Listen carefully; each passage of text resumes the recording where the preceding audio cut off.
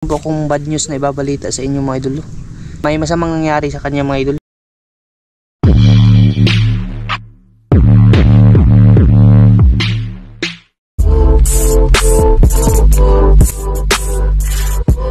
Ano na? Caterpillar. Basil. Dumikit pala sa ano niya mga idol sa paa. Yan mga idol. Magandang hapon pala sa inyong lahat dyan, no? Bali, andito pala ako ngayon sa ano, sa idol. Sama ko si Binbin. Oo.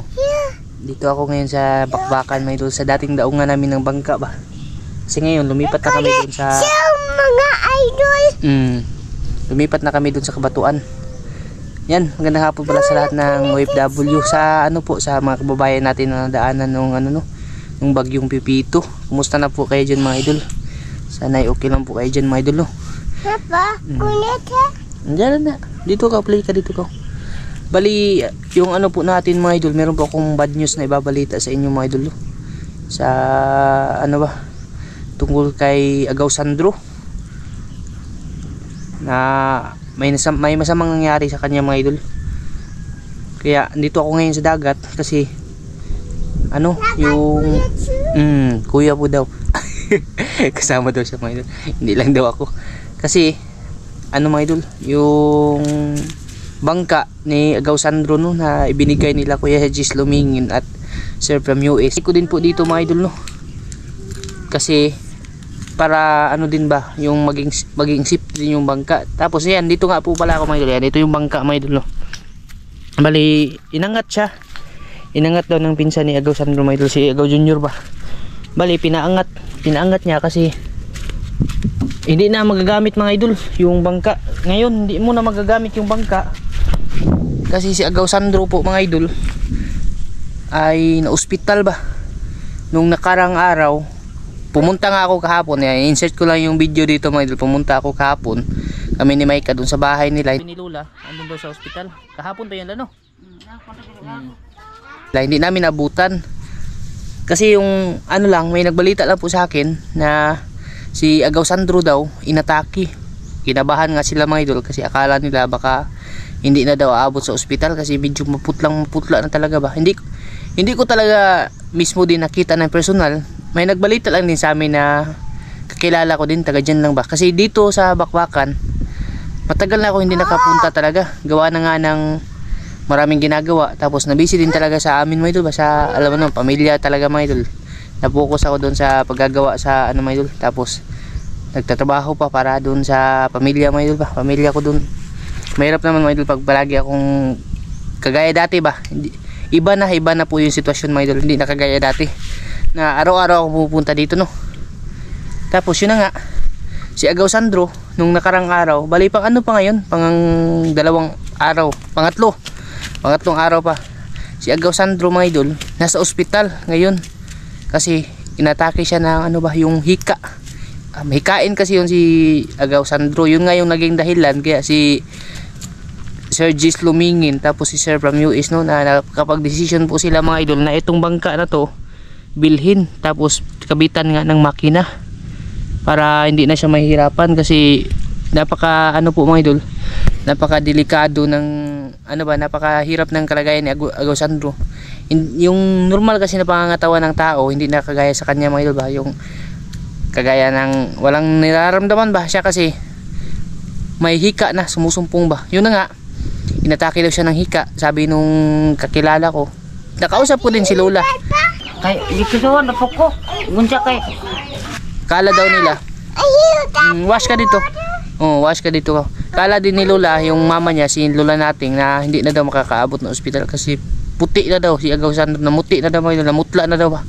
Pero sa awa naman ng Diyos po mga idol, nakaabot. Bali, nasa ospital po siya ngayon, no, nagpapagaling mga idol. Tapos pinuntahan ko kahapon kasi gusto ko sanang i-vlog mga idol, ipapakita sa inyo yung kalagayan niya sa kasamaang pala din yung higaan na pinalalagyan ni Agaw Sandro natin doon, na makita nyo idol kasi may nagpaalam ako kasi picture po ako, pero malayo, hindi po siya nakakwarto, yung kumbaga parang na-admit siya doon mga idol, higaan lang.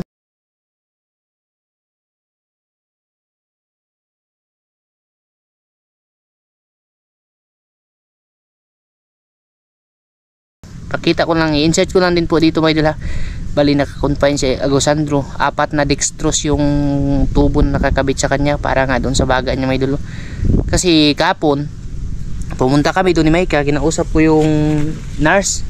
Nagpaalam ako ba na mag-video sana para makita nyo din mga idol ng person ng naka-video yung kalagayan niya. Kaso yun nga, sabi nila na mahirap daw pag pinayagan ako kasi sila daw yung mayayari sa ospital mga idol, pa sa sa policy ng ospital, kaya hindi talaga ako nakapag-video doon. Pero picture lang mga idol yung ko po doon na kuhanan, kasi gumawa talaga ako ng paraan ba, at least maipakita ko din po sa inyo mga idol kung ano yung nangyari kay Agosandro. Tapos yun na nga, galing ako doon kahapon, niresitahan siya ng gamot para daw sa hika niya. Pero yung resita ng gamot andun nga, pinahiram nga niya sa akin, andun sa bahay po mga idol.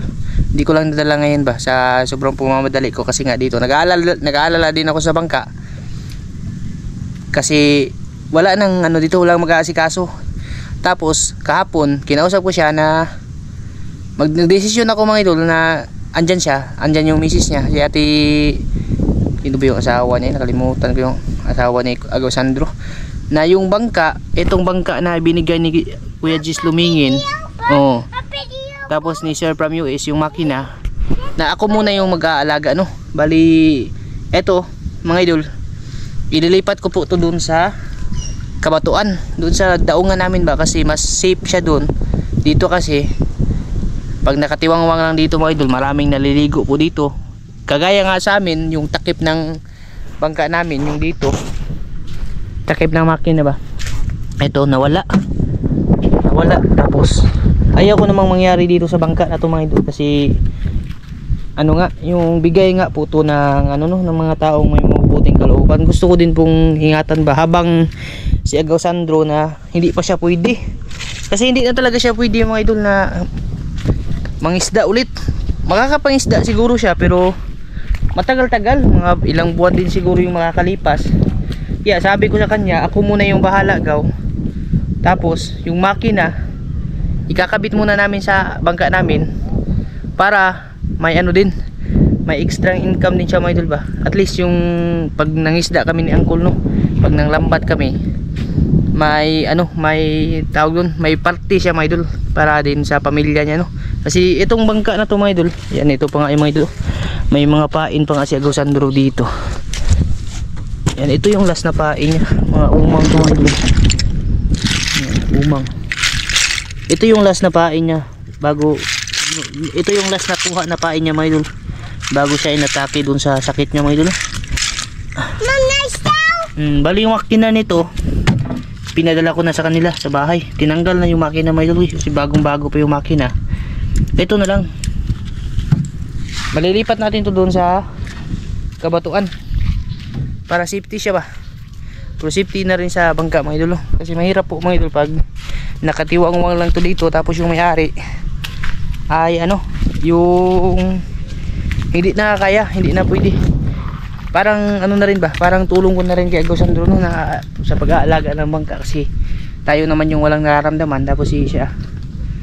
Sabi din niya sa akin kahapon na ikaw na muna yung bahala sa bangka gaw, para kung gusto ko daw gamitin, gusto kong gamitin yung bangka mga idol, kasi yung makina nga namin sira pa, gusto kong ikabit dun, at least may income sila ba, may party po sila mga idol na makakaano din, kahit pambili lang ng bigas mga idol kasi yung problema mga idol kasi sa pagpapamingwit ni Agosandro, nakakahuli minsan 100 lang mga idol, nakakauwi siya 100 kalahating kilong isda.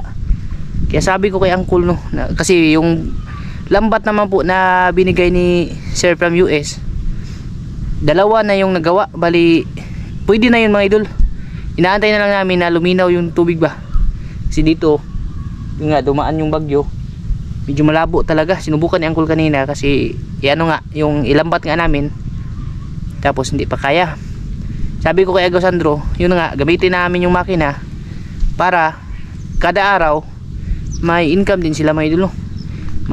May pambigas ba, yung kasi yung problema mga idol, may pambigas po, lalong lalo na ngayon mga idol na ospital si Agosandro, di mababaon sa utang. yun na nga, sabi pa ni ano kahapon, yung misis niya, yung gamot hindi pa nabibili. Wala talagang ano mga idol eh, walang wala din talaga mga idol eh. Hindi ko naman masasabing sila Agaw Sandro mga idol ay ano yan, yung meron ba, walang wala din talaga mga idol eh. Kaya nga nakakaawa yung ano ba, nakakaawa din yung sitwasyon nila, lalo na ngayon siya yung padre di pamilya pa yung naabiri ano. Sus, miyo Ginoo mga idol, kung may ano lang sana ako no, kung may extra lang talaga sana ako na pwedeng gawing pang ano sa kanila ba, yung gawing pang negosyo sa kanila, yung hindi nagkagaya ng ganito mga idol, yung kahit nasa bahay lang ba, at least hindi din siya mapapagod ng masyado ba. Kasi yun pala yung dahilan din Kuya Gis Lumingin, kaya hindi siya masyadong pumapalayo, kasi tinatanong ni Kuya Gis, nagtatanong din po si Kuya Gis Lumingin ba yung nagbigay ng bangka, kung nangingisda ba daw si Agaw Sandro, kung pupunta daw sa malayo. Kaya pala hindi po siya pupunta sa malayo mga idol, dahil sa sakit niya, yung umaatake ba, mahirap. Buti na lang yung sakit niya mga idol ay umatake nung umuwi na sila doon sa bahay. Sus, kung sakasakali lang po mga idol na doon yun sa laot, patay talaga mga idol. Yun lang talaga yung masasabi ko, wala talaga. Sus, ano na lang kaya yung nangyari no. Buti na lang talaga no, may awa talaga yung Diyos mga idol kay Agaw, na yung sakit niya ay hindi po nag-trigger dun sa dagat mga idol. Kakaawa. Bali yung sinabi ko po sa inyo no na video na i-insert ko dito sa vlog na to mga idol ay pagka ano na lang po mga idol. Tapos yung resita siguro yung i-insert ko na lang din yung gamot ba na kakailangan ni Agaw Sandro dun sa ano niya, kasi nakita ko kahapon mga idol, grabe sa dextrose niya ba, tapos yung bag ng dextrose 4 nakakabit sa kanya, tapos yung ano, yung tubo parang 6 ba yun, ewan ko kung saan, meron pa dito sa ilong.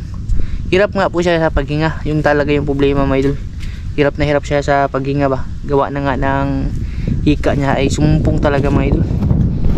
Yan, bali Kuya Gis Lumingin, ipapaalam ko po to sa iyo kuya, na yung bangka mo kuya na pinaggawa kuya ay ililipat ko po ng ano, ng pwesto no, ililipat ko doon sa tugbungan na dinadaungan namin ng bangka doon, kasi doon mga idol yung mga pinsan namin sila Noitani, mas malapit yung bahay nila dito, kasi hindi namin kabisado yung mga tao no dito. Kahit kakilala na namin, walang problema yung mga mangingisda mga idol, pero yung mga dayo kasi yung problema lalo pag mga naliligo, kagaya nung takip namin dinala. Pag may makina, napakadelikado, kailangan i-safety talaga mga idol. Bali ito po kuya ay lipat natin doon kuya no, sa Kabatuan. Antayin ko na lang mga idol, siguro babalik ako mamayang hapon, gabi ba, na umangat yung tubig para madala ko siya doon. Yan. Para doon mga idol ay maano siya, yung maangat talaga siya ba, yung hindi siya maabot ng tubig, para pag sakasakaling ano, pag sakasakaling maging okay na si Agaw Sandro ulit, yung bumalik na yung dating lakas ni Agaw Sandro, ay pwede na niyang gamitin. Kasi doon malilim din doon sa pinaglagyan ko ng bangka dati ba, yung gagamitin ko lang naman, pero magamit ko din siguro to pag sakaling magtataan ako, kasi ipinagpaalam ko na sa kanya to na yun na nga, pag gagamitin ko gaw, pahiram na lang ako, tapos yung condition ko sa kanya, bigyan ko na lang siya ng bigas no. Yun lang mga idol, bigas lang po talaga yung ano mga idol, yung problema nila.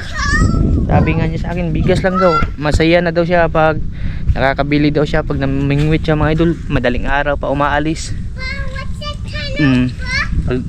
Madaling araw pa siya umaalis, yun na nga, pag uwi kalahating kilo lang isda. Babalikan ko lang to, yung bangka na to, pag umangat na yung tubig. Itong vlog na to mga idol ay ano lang din, update lang din to sa kalagayan no, sa nangyari kay Agaw Sandro, at saka pagpapaalam din dito sa bangka no, na ano ba, na tayo muna yung mag-aalaga, tapos tayo muna yung gagamit pag sakasakaling gusto natin pumunta ng dagat mga idol. At least hindi siya makatambay lang ba, kasi yung bangka pag nakatambay lang mga idol gaya nito, pag hindi ginamit ay ano siya, yung magkakasira, tapos ano mga idol ba, yung mga gamit baka mawala. Iba kasi talaga mga idol pag may taong titingin-tingin sa bangka ba. Yan, salamat po ulit dito kuya Kuya Gis Lumingin. Gusto ko lang din kuya alagaan yung ano ba, yung binigay mo kuya kay Agaw Sandro. Pati na rin kay Sir from US. Yung makina po sir, pinagpaalam ko na rin yun kay Agaw Sandro na ikakabit namin doon sa bangka. At least may share po siya doon sir may share po siya doon na pang bigas nila. Yun yung ano ko talaga kay Uncle Cole. Kumbaga nagkasundo kami ni Uncle na sabi ko sa kanya, wag na lang yung bangka ko, yung partihan Uncle, yung ano na lang, yung makina lang ni Agaw Sandro. At least ano ba, yung may pambigas po sila mga idol. Kasi sus, sabi ko kay Agaw Sandro, kung may palayan lang ako gaw, walang problema yung pambigas mo. Kahit ilang sako po yung dalhin mo sa bahay mo, kasi bigas lang talaga yung kailangan mga idol. Kahit nga may karamdaman ba. Yan, bali siguro yung vlog na po to na ito mga idol ay hanggang dito na lang to Itong video na to ay update lang po din mga idol sa nangyari, lalong na sa mga mangyayari pa susunod hindi naman tungkol kay Agaw Sandro dito mga idol sa bangka na to. Na ma-safety natin ba, na maano siya, yung malagay talaga ng maayos doon sa tamang kinalalagyan. Kasi dito ay hindi ako sigurado mga idol, hindi naman po pwedeng magbintang kasi masama yung magbibintang ka ba. Mas maganda yung mga idol, i-safety yung bangka kasi nangyari na din sa amin, nawalan kami, wala kami masisi kasi wala kami nakita.